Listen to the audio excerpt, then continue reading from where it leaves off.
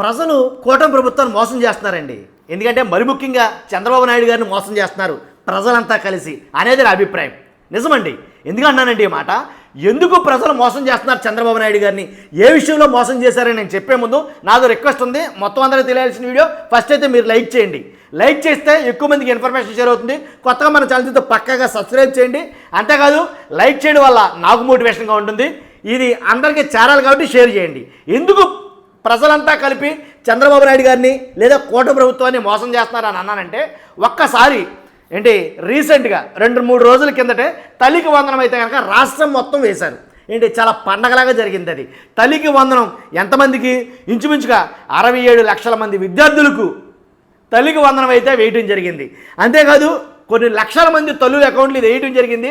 కాబట్టి చాలా హ్యాపీగా ఆనందపడ్డారు. వచ్చిన డబ్బులన్నీ తీసుకున్నారుగా. తీసేసుకున్న తర్వాత అది అలా ఉంచితే కనుక నేను మీకు ఇక్కడ మధ్యలో విషయం చెప్పాలా. ఏదైతే నిన్న పల్నాడు జిల్లా రెంటపాళ్ళ గ్రామానికి జగన్మోహన్ రెడ్డి గారు వస్తున్నారని అన్నారో, చాలా ఆంక్షలు అయితే పెట్టారు. అందరూ రావడం కుదరదు, ఏదో 100 మంది రండి, అలాగే 3 కార్లు వేసుకుని రండి, అంతేగాని ఎప్పటికప్పుడు వచ్చి పడిపోతుందో కుదరదు అని కొన్ని ఆంక్షలు పెట్టారు. అలాగే వస్తారనుకున్నారు. కానీ జనం తీరా చూస్తేనేమో జల ప్రభంజనం కింద వచ్చారా ఏంటి, ఇసుకైతే రాలినంతమంది జనం, మామూలుగా కాదు అసలు. అంతమంది జనం వస్తారని ఎవరు ఊహించరా. కాబట్టి తండాలుగా బ్యారికేడ్లు పెడితే ఆగకుండా బ్యారికేడ్లు తన్నుకుని మరి జనం వచ్చేసారు.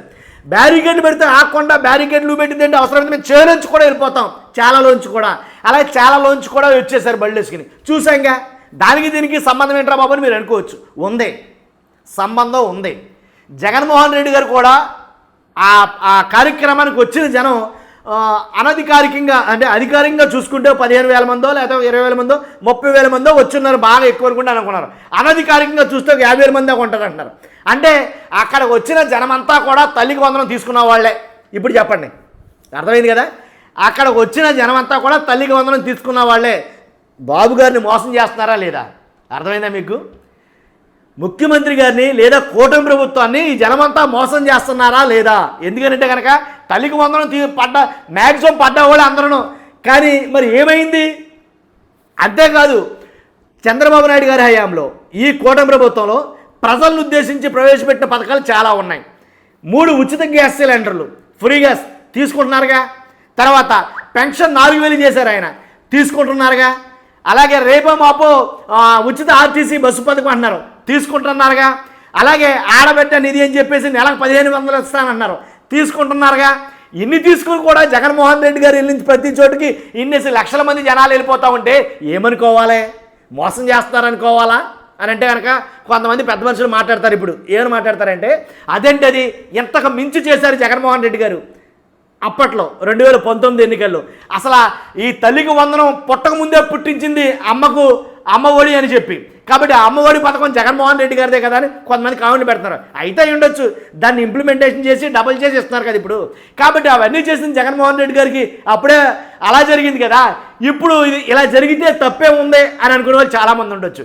కానీ నాకు ఎందుకు అలా అనిపించిందండి అంటే, జనం కూటమి ప్రభుత్వాన్ని మోసం చేస్తున్నారేమో, జనం నాకు తెలిసి చంద్రబాబు నాయుడు గారిని మోసం చేస్తున్నారేమో అని అయితే నాకు అనిపించింది.